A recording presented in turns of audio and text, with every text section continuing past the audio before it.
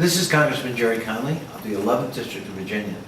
As part of our ongoing Civil Rights Archive project to celebrate the 50th anniversary of the passage of the historic Civil Rights Act of 1964, I am here today with the founder of Reston, Bob Simon, a good friend and a very important figure in Northern Virginia history. Bob, delighted to have you. Very happy to be here. Bob, just a little bit of biography first. Tell us where you were born. Manhattan, New York. So you're a New Yorker. Yes. All right. And you grew up in New York? Your childhood was entirely in New York? Yep. Yeah. Did you experience any kind of discrimination when you were growing up in New York? I sure did. Could you tell us a little bit about Sure. When I was in the Boy Scouts, there was a particular troop that I patrolled that I wanted to get into. And I couldn't get into it because I was Jewish. Oh. Really? And what year time frame does that mean? I was born in 14, so 24. Oh, 1924. So, And that obviously had an impact on the rest of your life, right? well, that experience? there's another one. When I was at Harvard, there was a thing called hasty pudding. Mm-hmm. And It's hasty, one of the clubs at Harvard. well, no, hasty pudding is the entry to the clubs. Okay. Everybody who's eligible for clubs has to go through hasty pudding first. Like a portal almost. Yeah. Exactly. Yeah. So that's freshman year. Those who are chosen go running around doing whatever, and you can tell by the way they're dressed and running that they are in hasty pudding. No Jews. Really? Right. And what year would that have been? That was 31 through 35. So that meant you couldn't join any of those clubs. That's right. That had to sting. Well, now, I think there's an amusing sequel to this. Not anti-Semitism, but something else. It was Henry Morgenthau. Oh no, I have two stories for you. Mm-hmm. Stay with the Harvard one. Porcellian was a club where you had to have, relatives going back to the Mayflower, at least, and lots of money. And somebody who was rejected and was very disappointed by this was Franklin Roosevelt. He was rejected for the Porcellian Club. Yes, Ah. maybe because he didn't have enough money. Ah. I don't know. That At any rate, that probably stung him too. yeah. The other story is Henry Morgenthau, the ambassador's son, had a son, and that was Henry III or something like that. Mm-hmm. And his mother was Eleanor Roosevelt's best friend. As a result of that, this young man went into all of the places where the high and mighty went, and then he went to Princeton, not admitted to any of the clubs. That hit him a lot harder than... Also because he was Jewish. Yes. Yeah. Hit him a lot harder than it hit me, because I was expecting not to get into the clubs, and he had no idea that he was going to be rejected. Wow. Yeah. And meanwhile, well, after Harvard, you then went kind of on a tour of Europe. Well, this summer, I got on a bicycle and toured England. And for a couple of months, I rode my bike from bed and breakfast to bed and breakfast. And what were your observations about sort of the turmoil about to descend on Europe at that time? Well, this was 35, Yeah. so... Well, Hitler was in power though, in 32, 33. At any rate, I was 21 and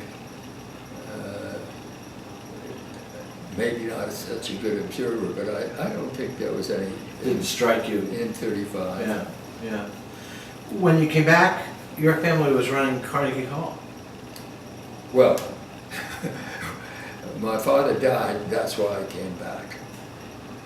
So he had a real estate office with about, I guess, 10 people in it. And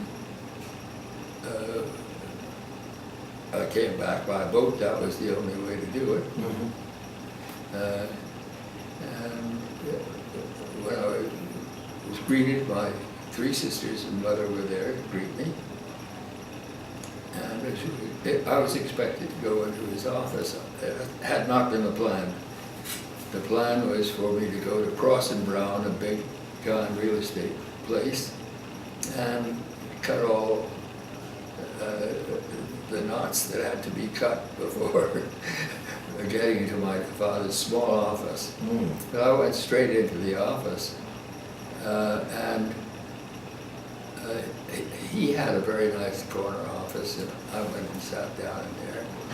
And in those days, everybody like that had a secretary, and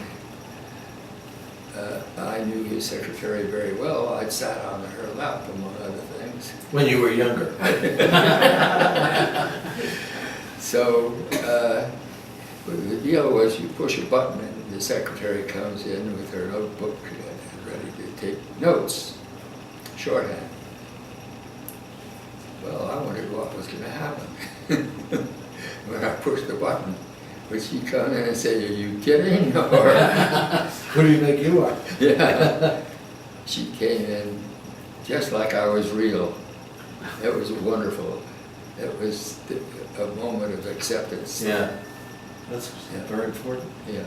What at Carnegie Hall in those days? What were race relations like? Was race an issue in that line of work at that time? I'm trying to remember. Carnegie Hall was all unionized, and I can't remember a cross-fertilization in the unions that we had. Mm. I'm trying to remember, but And what about entertainment at the time? oh, hell, yes. Oh, sure. Paul Robeson. Yeah. No problem. No problem Yeah. in New York. Yeah. Oh. You brokered a deal for New York City to take over Carnegie Hall. Well, I'm going to take just a moment to fill in that little story. Mm-hmm. Carnegie Hall was doing fine. 4 auditoriums, and 130 studios and stores. And then along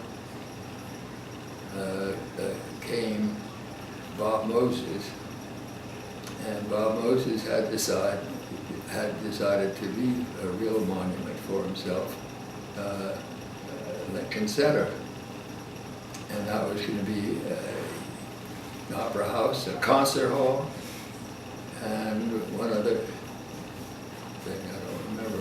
At any rate, if that concert hall were built, then the presumption was that we'd lose all the orchestras from Carnegie Hall. Did go there. Yes. Yeah. And so I thought it was a dumb idea anyhow to do 3 entertainment things in one place. And I was in a taxi with Bob Moses, and I gave him my opinion. And needless to say, he wasn't knocked out by it. So when it was decided that this project was going forward, it was inevitable that I should want to get Carnegie Hall saved by somebody who could save it. I had tried for years to get the Philharmonic to buy it because I had just figured it was wrong for private people to own this place. So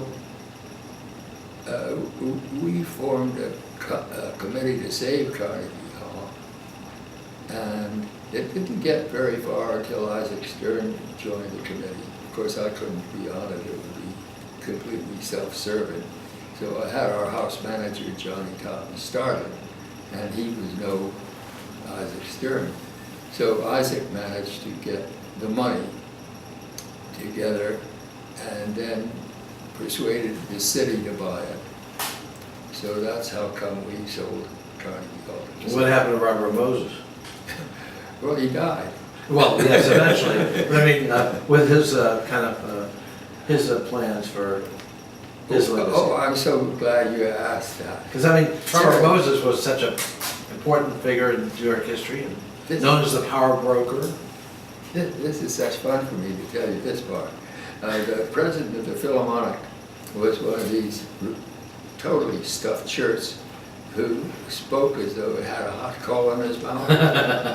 And I had seen him on occasion and told him that acoustics were fabulous at Carnegie Hall and had not always been successfully built into concert halls. So you should watch his ankle about supporting Moses. He said, acoustics is the sawyer. Yeah. Well, as it turned out, the hall they built was supposed to have all the bells and whistles. It had clouds that were supposed to be manipulated by the stagehands to adjust for an orchestra or a solo violinist or a speaker, and it was a disaster. So they had to tear the clouds out and rebuild the thing. Wow. You could have had Carnegie Hall instead. Yeah. Yeah. So after all of that, something brought you to Northern Virginia, right? Well, I'll give you just one insert. When I was 29, the war was on, and I couldn't see staying home. I was ineligible for two reasons, because I was overaged and I had all these responsibilities. So I volunteered and went in as a private, and for the first 9 months, when I went from private to acting corporal to officer candidate school to second lieutenant, those were the most happy, wonderful years in my life.